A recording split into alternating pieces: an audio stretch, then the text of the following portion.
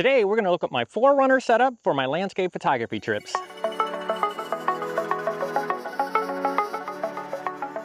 As landscape photographers, we often find ourselves traveling to sort of more remote areas, national parks, and state parks and wilderness areas where there's just not as much civilization built up. Sure, sometimes there's a national park lodge or some Airbnbs outside of the park, but a lot of times if you're willing to camp, you can get yourself right in the park or super close to the park and nice and convenient access to the areas you want to photograph anyways. This can lead to a little bit of extra sleep in the morning because you don't have to drive as far to get to your sunrise location, or when you're photographing a sunset, you're a little bit closer just to get back to camp. And that's why us landscape photographers often end up camping, sleeping out of cars, and things like that, because it just puts us really close to where we want to be. And of course, over time, if you're not camping, then you're spending money on motels, lodges, things like that, and all those expenses start to add up and can start to cut into how much you can actually travel and get out and practice your craft. So because of that, when I'm regional, I tend to camp and work out of my 4Runner. And that's what we're going to talk about today, is my 4Runner setup. I've had lots of questions over various videos of how I travel with my camera gear, how I stay when I reach a destination if I'm flying to it. And I've done videos on flying with camera gear and how to camp while flying with camera gear, how to sleep in a car while flying with camera gear. I'll link to all those down below. But I've not talked a lot about my 4Runner for quite a while on how I use it. And the 4Runner is what I use predominantly for all of my regional travel, Pennsylvania, West Virginia, Ohio, anything like that. This is my base of operations, is this vehicle here. Now, I did a video on Facebook a long time ago, but the setup has evolved and my setup here has continued to evolve, and I'll always be tweaking this setup. I think that's one of the things, as you get into this is almost another hobby in and of itself, of the little gadgets and tweaks and things to make it more efficient. How much gear is too much? How much gear is getting in the way? How much do you really need to make it more efficient? And trying to find that line. But I'm getting pretty happy with this setup. I can be pretty comfortable.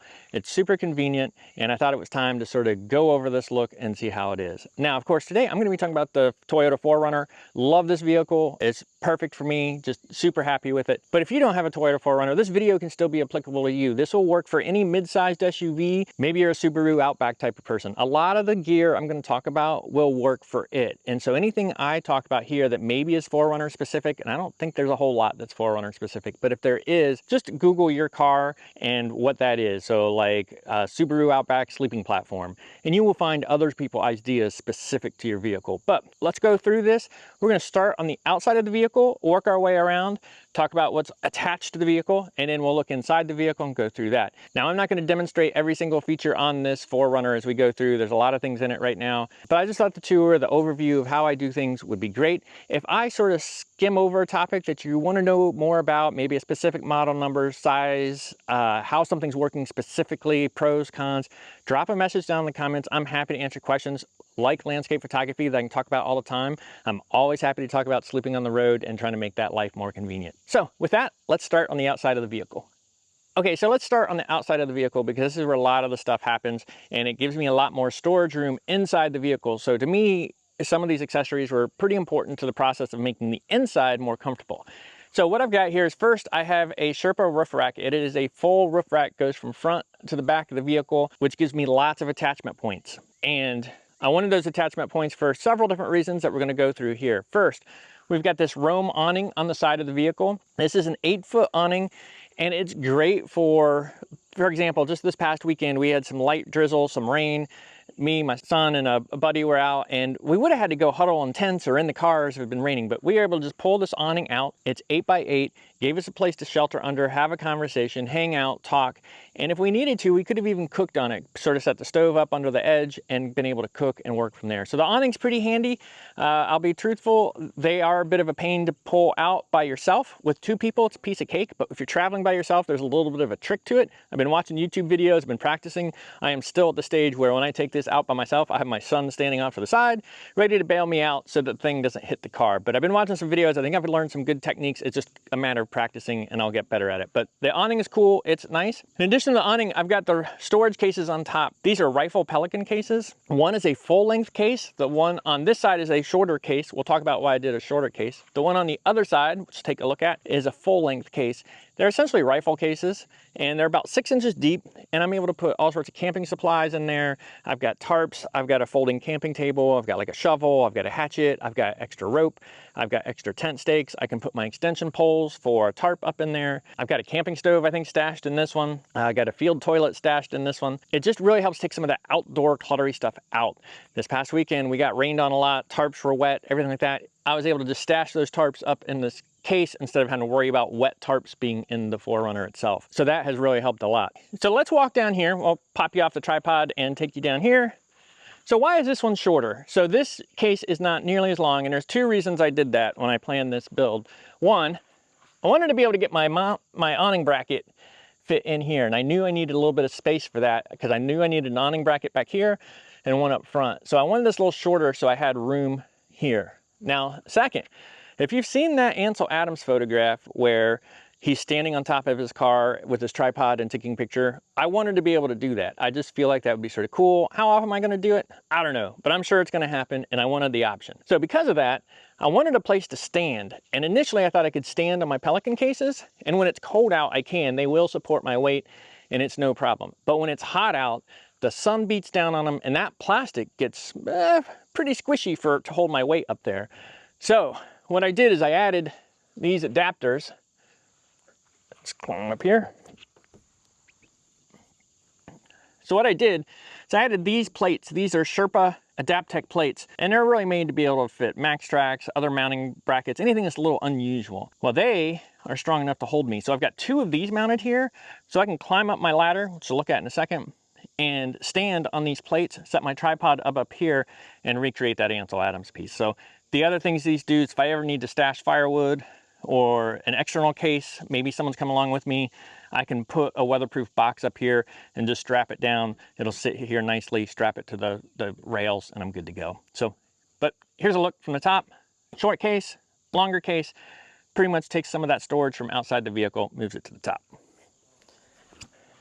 Okay, then we got the ladder. Everyone makes fun of ladders. I get it. How many people actually use them? But you don't need them to get to the cases. For the cases, I can stand on the wheels or the side. It's not a big deal. The ladder is truly to help me get up there to be able to stand, and that I have used it for. It's also handy to attach trash bags to, things like that, when you're going from the campsite to the dumpster or something like that. So that's what that's for. But yeah, I think that's it for the vehicle. Outside, like I said, it's worked well. Sherpa roof rack, Pelican rifle cases, adapter plates for the top so that I can stand up there, and then a Gobi ladder to be able to climb up. Works really well. So let's take a look inside.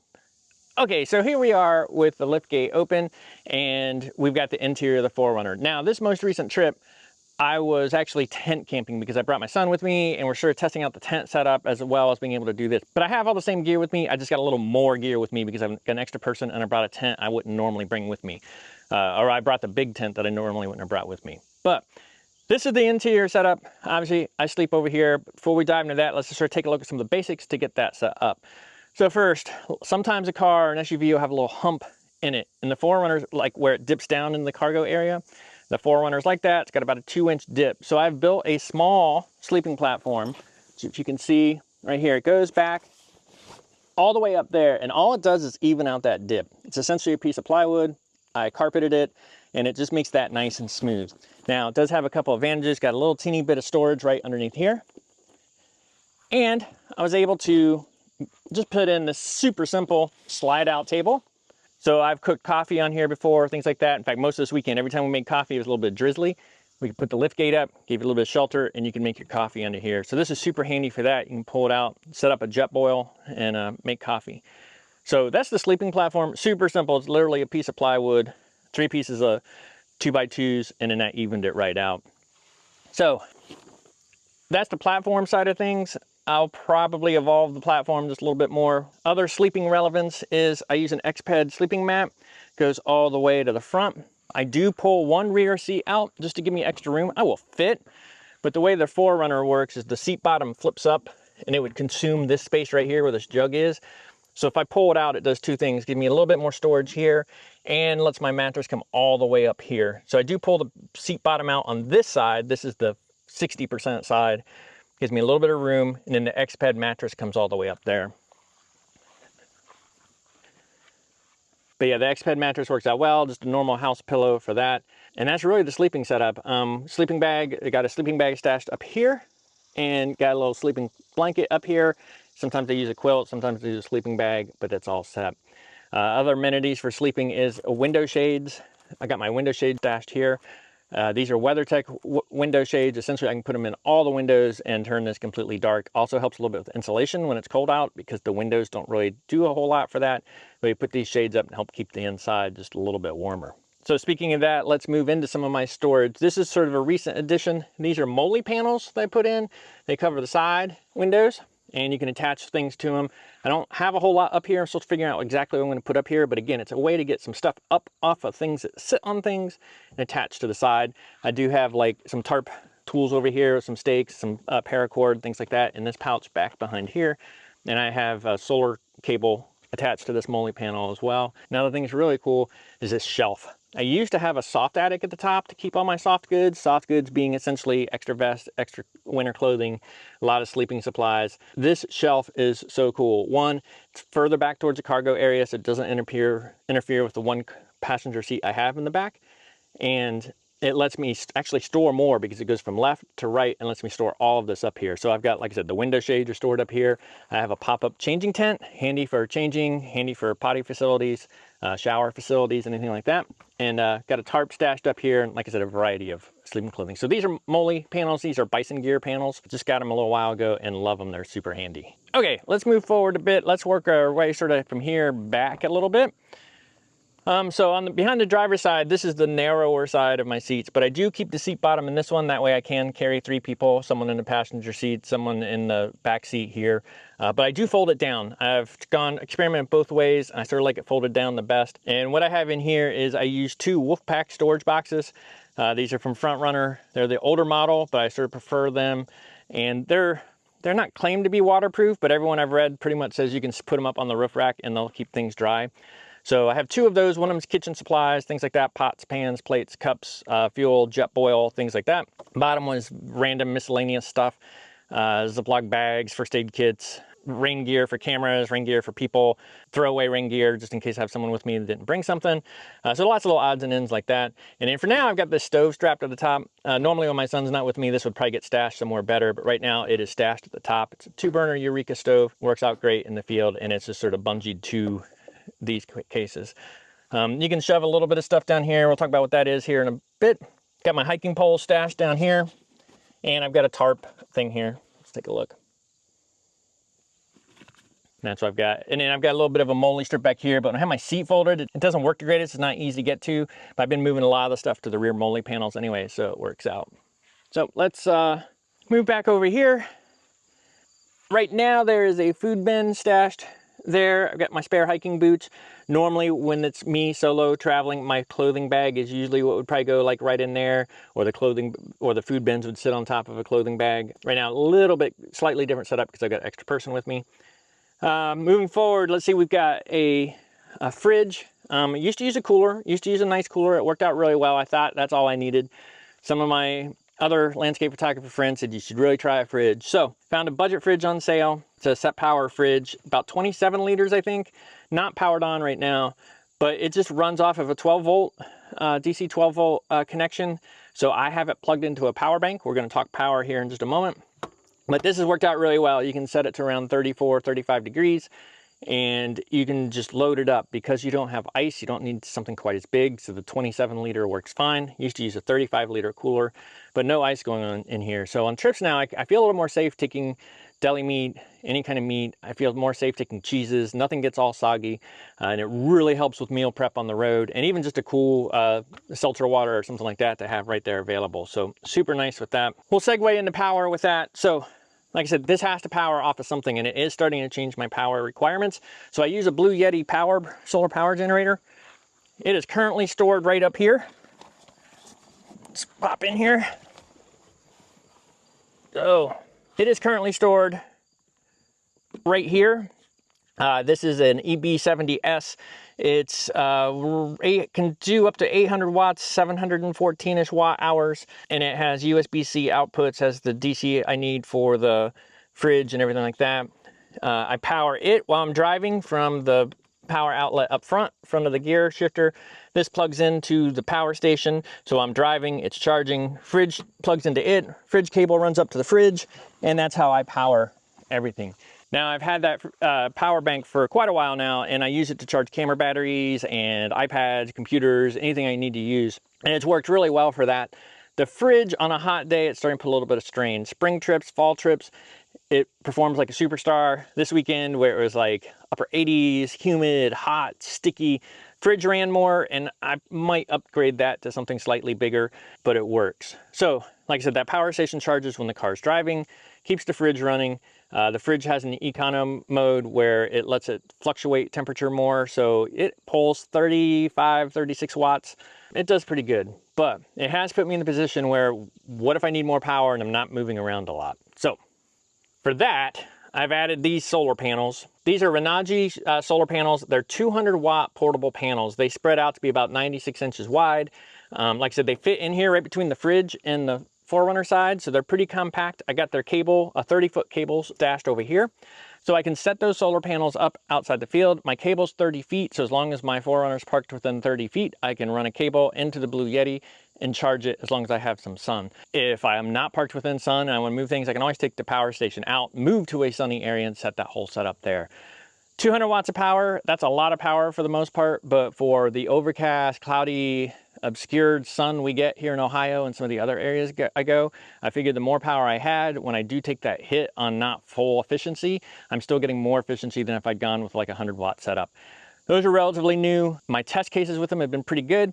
This weekend I tried to use them. It was overcast. I really didn't pull that many watts out of it, so I ran a little bit of low battery, but that's essentially my power setup. Works pretty well. That one's probably an area it's still evolving. It'll probably be the solar generator that gets boosted, but we'll see. Okay, just a couple more things to go really. Water, so right now I have 2 water containers with me. This is a Scepter 10-liter water container. I actually really like this. This is the 10 liters, that's like 3 gallons or something, I think. I like it because it's size. It doesn't weigh a crazy amount. It's not gigantic, but I think if I was traveling for sure, I'd want 2 of these, but you could space them apart, put them in different spots, and I think it'd be super handy. My main water container, I use an Aquatainer, this little blue guy sitting right here. That blue guy right there, he's 7 gallons. Filled him up before I left for the Ohio Pile trip. We were there 2 nights, 3 days, of course, and I still had plenty of water left from there, and that's with cooking, a little bit of hand washing, cleaning my glasses, all that kind of stuff. So that worked out super well. But those are my water containers. Like I said, those Scepters are nice though. This one works pretty well too, just you need a bigger spot for it. Okay, and then up here in the front is really just used for storage. Like I said, I've got some extra people with me. I have the giant tent with me right now, so that's taking up way more room. A lot of times I'd either have to be able to put some clothes, some food, some extra stuff. But my camera bag usually rides up here, sits up there on the seat. A little storage down there at the bottom. Don't forget the side panels in the car. Those are super handy to be able to store things in. Just extras, lighters, fire starter, things like that. So, but that's sort of what goes in the front passenger seat when I'm traveling solo, is just camera bag, miscellaneous items, things close at hand, and that's what goes there. So let's move on. Okay, cooking, we talked about cooking. 2-burner Eureka stove. I do carry a jet boil, which is in the kitchen piece. I have to have my coffee. Anyone who's watched my videos know I love my coffee. So I have jet boil for coffee. I can get start to finish coffee in 5 minutes. The Eureka stove is more for if you're doing a bigger breakfast, a dinner, anything like that. I've got, 2 burners with that. And that kitchen box has the pots, pans, everything you'd want for that aspect. So that's the dinner bit. Cleanup, you always gotta have cleanup. This is a little collapsible sink. Super handy, folds down super thin, can stash just about anywhere. So you can just stash it right in there. Collapsible sink. So let's see, what else do we got here? Let's wander back here. Look through. Let's just talk about a couple real random things here. One, you gotta have light at camp. So in the wintertime, especially the fall times, which are some of the great times to get out and the days are shorter, this is a set of solar powered tea lights. They're just a string lights. I can drop them up around inside the 4Runner, get light in the 4Runner for the evenings when you're retiring a little early. Those are super handy. Picked up this. Let's show this here real quick. So this here is something new. This is more for the campsite, for when you're trying to hang out with a group or something like that, and you just want to hang out around the campsite, but maybe you don't want to get a fire going, or maybe it's starting to rain, and you're underneath a tarp or something. But it's this flashlight right here. It's a Sofran flashlight, BLF-LT1. It fits like this. You can hang it from things. And what I like is it has the tripod threads in the back and on the side. So I actually carry a quick plate adapter for my tripod on it. I can attach it to this, put this on my tall tripod, and sort of light up the campsite. Super handy. We did use it on this trip, just one of the nights when we didn't really have a fire because it was just drizzly and just not great, but we weren't ready to all retire to our places yet and use that. So that was pretty handy. It was a nice add. I could also attach it up here to the strap if I was trying to cook early morning or evening or something like that and just get more light around the campsite. So that's pretty handy as well. A little Bluetooth speaker, it hangs here. I almost never use it. I don't like to disturb people at campsites or out in the wilderness when they're out in nature trying to enjoy themselves, but it's there in case for some reason I was where no one is at and I wanted just a little bit of soft music or something like that. Did talk about the changing tent up here. You know, the restroom situations. Oh, that's the other piece. Let's just talk about the toilet situation, things like that, right? Everyone gets nervous about it. I sort of take the luxury approach with it. Got this changing tent here. It's a pop-up tent. It looks like just one of those changing tents. It fits like one person inside. And then I've got a little toilet thing up here that works with wag bags that you can stick in them. So you can set this up, set it up inside the pop-up tent and you're good. And then, while I don't mind the camping life, I don't like to feel completely dirty. So I do have a shower system. Just got this as well. Used it a little bit, but let's get this tripod here. Hold on. So this is a flex tail shower pump. So what this is it is a pump. It is a pump like this, and this drops in the water, and it will fit in this water jug right there. Have your hose and a shower nozzle, and then this just all fits together. You drop this in, and you get a pressurized shower. If you want hot water, you can just boil a little bit of water, toss it in this jug, and you're good to go. So I didn't use it a whole lot, but I did use it to spray off a tarp while I was out, and it worked out really well. So sort of excited about that. Like I said, I can handle not having a shower, but having the option just to grab a real quick one is pretty nice from that standpoint. So let's, I'm gonna take a minute, regroup, make sure I covered everything I wanted to cover, and we'll be right back with you. So that's my setup. Like I said, it's evolved over time. It is much more complex than it was before. I am probably trending towards too much stuff at the moment, but it's getting close. Like I said, I think this is one of those things just like landscape photography. You start playing with it and you're like, well, let me try this, let me try that. Oh, well, that didn't work, let me drop it. But for right now, most of my trips are super comfortable. Sleeping in here is no problem. I feel like I have everything I need between power, food, being able to keep food cold, just all the basic necessities I seem to have. So real happy with the setup. Like I said, I went through a lot of this pretty quick. I didn't pull everything out and completely show you. So if you have questions on something specific, I'm going to do my best to link to products down below. Those will be affiliate links. I make a little bit of money from it without any extra cost to you. So you can always help me out by clicking through some of those if you're checking them out and help out that way.